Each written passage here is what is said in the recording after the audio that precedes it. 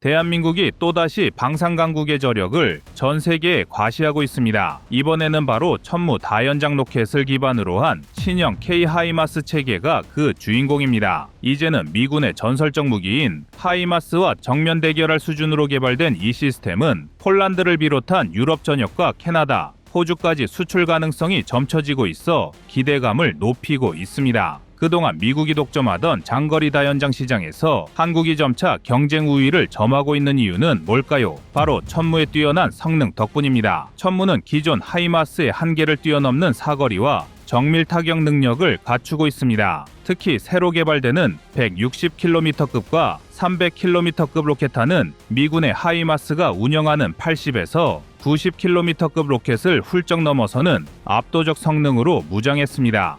하지만 더 놀라운 소식은 이제 천무가 단순히 지상 목표뿐 아니라 해상에서도 그 진가를 발휘한다는 것입니다. 이번에 공개된 신형 K-하이마스는 대함 탄도미사일까지 운용 가능하게 설계되어 있습니다. 바다 위 움직이는 함정을 정확히 타격할 수 있는 복합 유도 시스템을 갖추면서 이제적의 해상 전력까지 원거리에서 정밀하게 무력화할 수 있게 된 겁니다. 여기서 끝이 아닙니다. 이번에 공개된 K-하이마스는 기존 천무의 단점으로 지적된 항공 수송 문제까지 해결했습니다. 발사포드를 2개에서 하나로 축소하고 전체 구조를 경량화하면서 C-130 허큘리스 같은 수송기로도 신속히 이동 및 전개할 수 있게 설계됐습니다. 즉, 언제 어디서든 빠르게 투입 가능한 진정한 전략 무기로 자리 잡았다는 얘기입니다. 최근 러시아와의 긴장감이 높아지고 있는 폴란드나 발트 3국에서는 K-하이마스 도입 가능성이 높아지고 있습니다. 미국과 유럽이 무기 공급을 놓고 마찰을 빚고 있는 상황에서 한국이 제공하는 확실한 성능과 빠른 공급 능력은 유럽 각국이 주목하지 않을 수 없는 강력한 경쟁력이 되고 있습니다. 일각에서는 대한민국이 개발한 K-하이마스가 향후 5년 내로 유럽 전체 다연장 시장의 10% 이상을 점유할 것으로 전망하고 있습니다. 이는 단순한 기대가 아니라 이미 K9 자주포 등 다른 방산 수출 사례에서 증명된 한국의 저력이 다시 한번 세계를 놀라게 할 수 있다는 확실한 근거입니다. 이제 대한민국은 단순히 무기 수출국이 아닌 세계 군사 시장의 흐름을 바꾸는 전략적 강국으로 우뚝 서고 있는데요. 그래서 준비했습니다.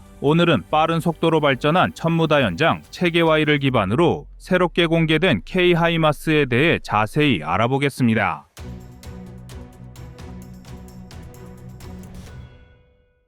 천무를 하이마스처럼 하나의 발사 차량만으로 단시간에 다양한 탄두를 운용할 수 있다는 것은 커다란 매력입니다. 이로써 장거리 지상 표적 타격은 물론 해상 표적까지 정밀하게 공격할 수 있는 대함 탄도미사일 기능까지 갖추게 되었습니다. 덕분에 유럽과 북미 등 여러 지역에서 천무를 검토하고 있으며 이로 인해 전 세계 장거리 로켓 시장에 지각 변동이 생길 가능성도 높아졌습니다. 포병 전력의 현대화라는 세계적 추세가 맞물리면서 한국산 무기 체계가 기존 미국산 무기들과 정면으로 경쟁하는 구도가 점차 자리 잡고 있습니다. 미국의 하이마스는 경량화된 발사대와 우수한 기동성을 자랑하지만 실제로 사거리 연장과 대함 타격을 지원하는 추가 탄약 생산에 어려움을 겪고 있습니다. 기존 하이마스가 운용하는 미사일은 특정 목표물만 공격하는 데 특화되어 왔다는 점이 분명합니다. 이에 반해 새롭게 개발되고 있는 천무 계열은 80km에서 최대 300km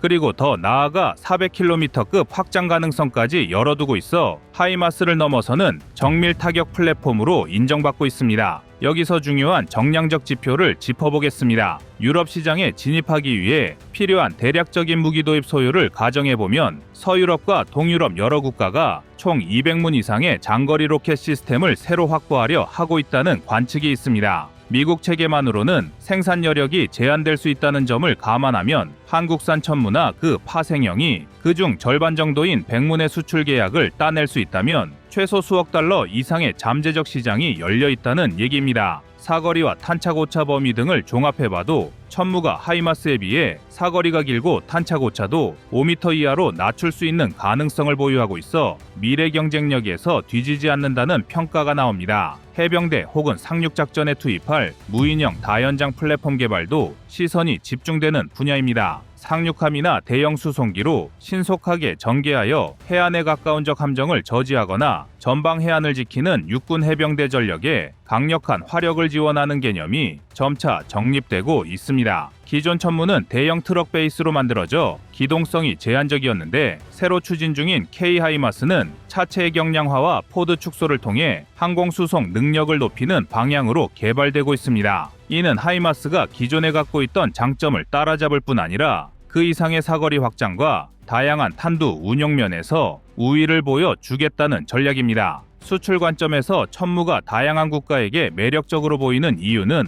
단순히 가격 문제에 국한되지 않습니다. 어떤 국가들은 장거리 지상 표적뿐 아니라 해상까지 견제하기를 원합니다. 하지만 하이마스로는 제한된 탄종만 운용할 수 있어 적 함정에 대응할 수 있는 강력한 미사일로서 기능하기엔 역부족이라는 지적이 있습니다. 반면 천무가 새롭게 개발하는 대함 탄도미사일은 현존하는 해상 표적 타격 체계들과 결합돼 해상 위협을 장거리에서 제거하는 수단으로 부상할 전망입니다. 이 모든 연구 개발 뒤에는 일반적으로 알려지지 않은 기술적 비화가 존재합니다. 특히 비행 중 공기역학적 안정성을 향상시키기 위해 기밀리에 추진됐던 변형 익형 탄체 실험이 대표적입니다. 이 실험은 대함 미사일 버전에서 높은 고도로 상승한 뒤 표적 접근 순간에 예민한 회피 기동을 시도해 명중률을 높이는 목적으로 진행된 것으로 전해집니다. 일부 연구진은 극저온 추진체 특성을 시험하기 위해 서남권 해역의 은밀한 해상 테스트 구역을 활용했고 초기 단계에선 예상보다 높은 진동이 발생해 제어 알고리즘을 다시 손봐야 했다는 이야기도 내부적으로 전해집니다.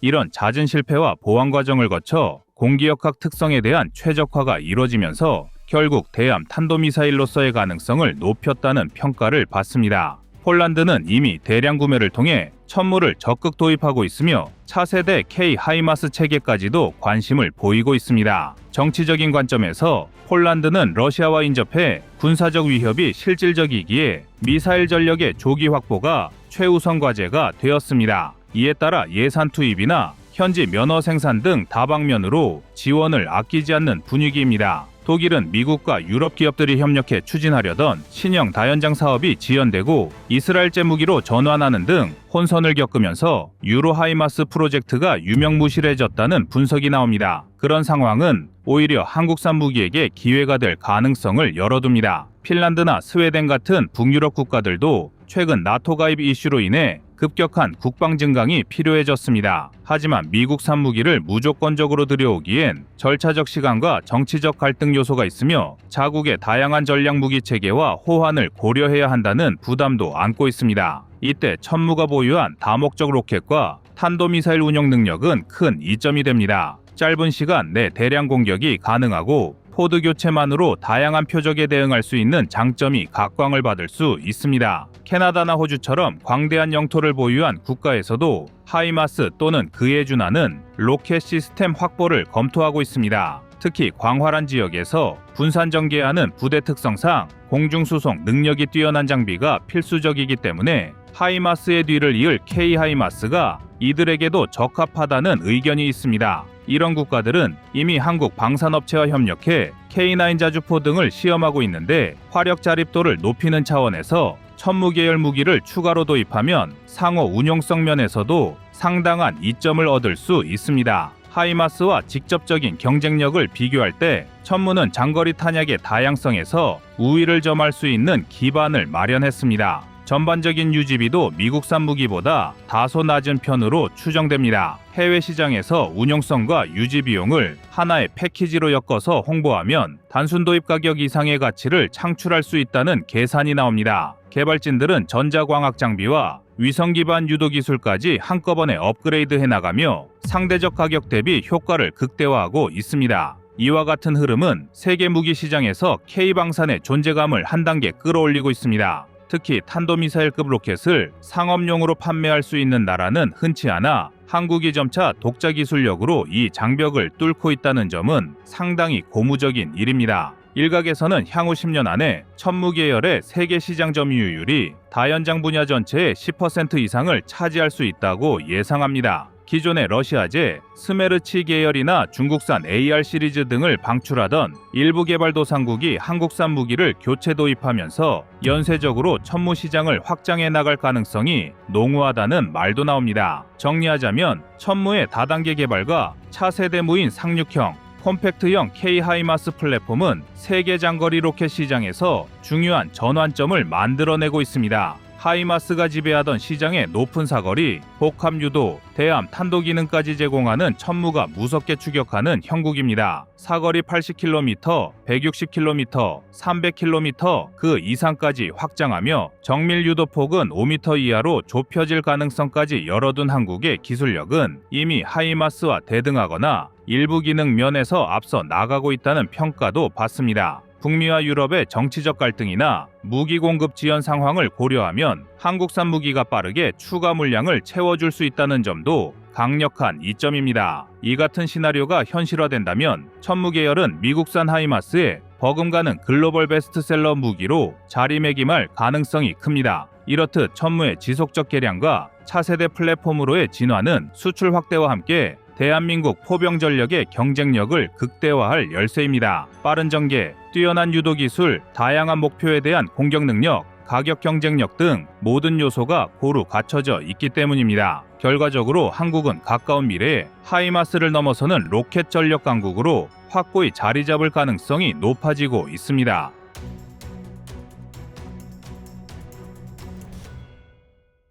다음은 25년 4월 24일 천무 숨겨진 비화 영상입니다. 아마 군사무기 개발이 늘 그렇듯 우여곡절이 많았습니다. 실제로 천무의 개발에는 외부에 잘 알려지지 않은 비화가 여럿 존재합니다. 그중 하나를 살짝 말씀드리면 초창기 천무 개발팀이 로켓 모터 연소실 설계를 위해 해외 기술을 벤치마킹하려 했을 때 특정 서방 업체들이 초고온 내열압금 기술 이전을 극도로 꺼렸다는 이야기가 있습니다. 로켓 연소실이 미사일 추진체와도 일맥상통하는 구조여서 군수무기로 전용 가능성이 있다고 본 거죠. 그래서 관련 제약이 있어 꼬이고 꼬이다가 한동안 연소실 시제품 테스트가 많이 지연되었습니다. 하지만 이 문제를 국내 방산 기업들이 합심해서 해결합니다. 자체 연구소와 학계 그리고 정부 산하기관을 연결해 새로운 합금 소재와 코팅 기술을 개발해낸 것입니다. 실제로 이 소재와 설계가 적용된 천무 추진체는 시험 과정에서 미국이 보유한 유사 등급의 추진체보다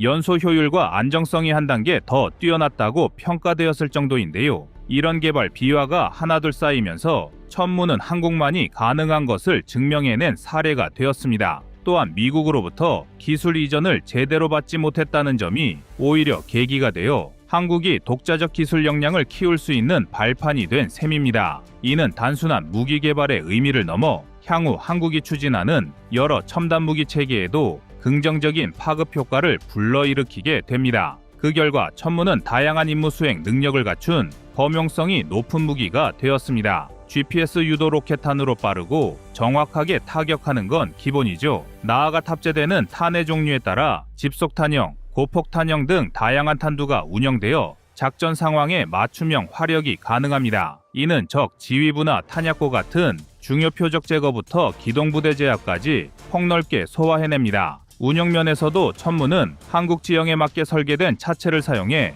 험준한 산악이나 구불구불한 도로에서도 빠른 기동이 가능합니다. 거기에 발사 시스템 자체도 모듈형으로 구성되어 필요시 재장전과 정비가 한층 간단하게 이루어지죠. 이런 장점들이 종합적으로 평가되면서 해외 여러 국가들이 이미 MLRS 대체 전력으로 천무를 눈여겨보고 있다는 소식이 들려옵니다. 국가별로 작전 교리와 지형 조건은 다르지만 천무가 가진 폭넓은 운용 스펙트럼은 어디서든 매력적일 수밖에 없기 때문입니다. 한국은 오랫동안 화력 지원에 목말라 있었습니다. 특히 산악 지형이 많은 한반도에서는 적의 위협이 코앞에서 벌어지기 때문에 신속하고 강력한 화력이 필수였죠. 그래서 군 당국은 미제 MLRS로 화력을 보강하며 일정 부분 만족을 얻었지만 시간이 흐르면서 MLRS에 대한 한계를 절감하게 됩니다. 여기에는 몇 가지 문제가 있었는데요. 첫째, 모든 탄약을 미국으로부터 수입해야 하니 원활한 탄약 수급이 쉽지 않았습니다. 둘째, 배치와 운용을 오래 하다 보니 기술적인 한계도 분명히 드러났습니다.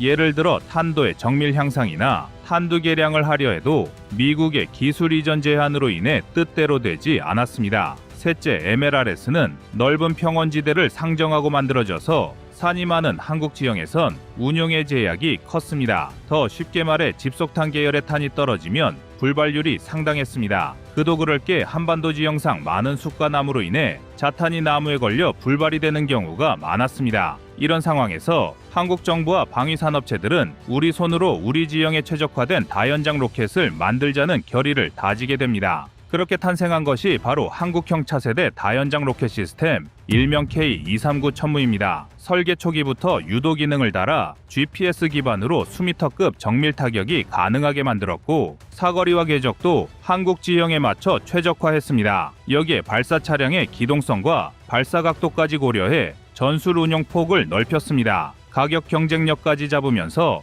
해외 수출 시장도 바라볼 수 있게 되었는데요. 그런데 이 천무가 주목받는 이유는 따로 있습니다. 바로 한국인 특유의 속전속결 문화가 반영되었다는 점입니다. 우리는 뭐 하나 만든다고 하면 빠르게 뚝딱 만들어내고 실제 운용 단계에선 또 엄청난 개선 속도를 보여주는 게 강점입니다. 천무도 그런 DNA를 그대로 이어받았습니다. 그 결과 단순히 MLRS 카피 버전이 아니라 오히려 MLRS를 넘어서는 성능과 활약 범위를 확보하게 된 겁니다. 자, 이렇게만 말하면 천무를 너무 빨아주는 것 아니냐고 할 수 있습니다. 그런데 아직 본격적인 이야기는 이제부터입니다. 천무는 기존의 MLRS와는 여러모로 다른 존재감을 과시하고 있는 게 사실입니다. 예를 들어 유도 기능이 탑재된 천무탄은 기존 MLRS 탄보다 훨씬 오차가 적습니다. 또 빠르게 하늘을 가로질러 목표를 강타할 수 있도록 추진체 업그레이드를 진행했고 그 과정에서 한국 대기업 방산업체들이 합심해 로켓 추진기술 관성항법 장치 그리고 정밀 유도 시스템을 독자적으로 개발하기 시작했습니다. 특히 한국이 독자 개발한 합성관성항법과 GPS를 결합하여 목표물에 접근할수록 세밀한 궤적 수정이 가능한 시스템을 적용했는데요. 이 덕분에 천무탄은 단순히 넓은 구역을 폭격하는 무기에서 벗어나 사실상 특정 건물이나 방어시설을 정밀 제거할 수 있는 수준으로 진화했습니다. 더욱이 산악 지형에서도 사격 각도나 표적 탐지 범위가 유연해져 도심지 근처라 하더라도 오차로 인한 민간 피해를 최소화하며 최대 타격을 가할 수 있게 되었습니다. 여기서 한국군이 주안점을 둔 부분은 적 기동부대가 나타나면 가차없이 초토화하겠다는 것이었는데 K239 천무는 딱 거기에 부합하는 무기로 거듭납니다. 실제 운용 전술 역시 기동성과 화력을 결합해 심리전을 극대화하는 쪽으로 잡혀있기 때문입니다. 갑자기 멀리서 보이지 않는 곳에서 날아온 천무 로켓이 적 진영 한복판을 정밀 타격해버리니 이건 적으로서도 굉장한 공포 그 자체일 것입니다. 그리고 또 하나 가격 경쟁력이 상당한 무기가 되었다는 점도 빼놓을 수 없습니다. 한국은 대량 생산 체계를 구축하면서 외국 무기 대비 훨씬 저렴한 가격으로 제시가 가능해졌습니다. 국산 무기의 장점 중 하나인데요. 그 결과 벌써 한국과 함께 다른 몇몇 국가들도 천무를 운영 중이거나 도입을 검토하고 있습니다. 자, 그렇다면 천무 대 MLRS의 대결 구도로 본다면 어떨까요? 먼저 사거리와 정밀도를 비교해 보겠습니다. MLRS는 전통적으로 넓은 지역을 타격하는 무기로 활약해왔습니다. 정밀 유도탄인 GMLRS 버전이 있어 어느 정도 정밀성이 생기긴 했지만 전체적인 운용체계는 미 육군 주력 전장에서 최적화된 형태입니다. 반면에 천무는 초기 설계부터 정밀 유도를 기본으로 깔고 들어갔기 때문에 목표물이 상한지대에 있든 해안가에 있든 탄착 오류를 최소화하도록 만들어졌습니다. 그만큼 한국군이 중시하는 신속, 정확, 치명이라는 세 박자를 고루 갖춘 셈입니다. 그리고 한국군 특유의 속사, 제장 전후 또 속사 전술에도 천무가 잘 부합합니다. 북한을 비롯한 주변국들의 위협이 다양한 형태로 전개될 수 있는 데다가 지형상 후방구로 빠르게 이동하기도 쉽지 않은 상황에서 군은 전방 지역에서 다연장 로켓 시스템으로 모든 위협을 일거에 제압해야 합니다. 천무의 기동성과 재장전 시스템은 미군의 MLRS보다 확실한 우위를 점하고 있습니다. 짧은 시간에 특정 지점을 완전히 초토화시킨 뒤 곧바로 재장전하여 다음 표적을 타격하는 연속 기동 타격 능력, 이것이야말로 현대전에서 가장 중요하다고 할 수 있는데 MLRS 대비 거의 절반에 가까운 시간으로 줄였습니다. 또 하나 주목해야 할 게 가격과 유지비입니다. 미국제 MLRS를 계속 굴리기 위해서는 운용국들이 미국산 탄약을 꾸준히 사들여야 하며 부품 교체 또한 상당한 비용이 듭니다. 반면 천무는 일정 부분 국내 생산 체제를 확립했기 때문에 자체 부품 조달이 수월합니다. 장점은 더 있습니다. 기존 MLRS 하면 흔히 광격 폭격의 이미지를 떠올렸는데 천무는 한 걸음 더 나아가 광격 정밀 타격이라는 새로운 이미지를 구축해냈다고 말할 수 있습니다. 즉, 한 번에 여러 발을 쏘는데도 불구하고 각각의 로켓탄이 정밀하게 표적을 찾아가서 꽂히는 모습을 보면 보는 사람 입장에서도 놀라움의 감탄은 자아내고 있습니다. 천무는 한국의 자주, 국방의지, 그리고 방산기술력의 총합체라 할 수 있습니다. 과거부터 한국은 기술 이전이 막히면 막힌 대로 다른 돌파구를 찾아내고 지형적 제약이 있으면 그에 맞게 최적화된 설계를 시도하고 필요한 기술이 부재하면 과감히 연구 개발로 승부를 보는 이 과정을 통해 한국은 MLRS 수준을 뛰어넘는 시스템을 만들어냈습니다. 이미 현존 기술로도 상당한 정밀성을 갖췄지만 추가적인 업그레이드를 통해 사거리 연장이나 탄두 다양화를 추진할 가능성이 높습니다. 예컨대 장거리 타격 능력을 극대화하는 방향이나 지능형 소형 드론을 다수 탑재한 새로운 형태의 멀티 타격 로켓탄이 개발될 예정임나 이렇게 되면 목표 지역에 소형 드론을 대량 투입해 정밀, 정찰 및 2차 공격까지 실행하는 무기로 진화할 수 있습니다. 요컨대 천무는 단순히 한반도 유사시를 대비한 고속 화력 지원 시스템이 아니라 미래 다차원 전투 환경에서 한국군의 전술 유연성을 크게 높여줄 중추적 무기로 자리 잡고 있습니다. 이상으로 K239 천무 이야기를 마무리하겠습니다. 앞으로도 꺼리튜브는 한국이 독자 개발하고 운용하는 혁신적 무기와 그 뒷이야기를 더욱 심도 있게 전달해 드릴 예정입니다. 여러분 끝까지 시청해 주셔서 감사드리며 새로운 무기 이야기로 다시 찾아뵙겠습니다. 다음에도 많은 기대 부탁드립니다.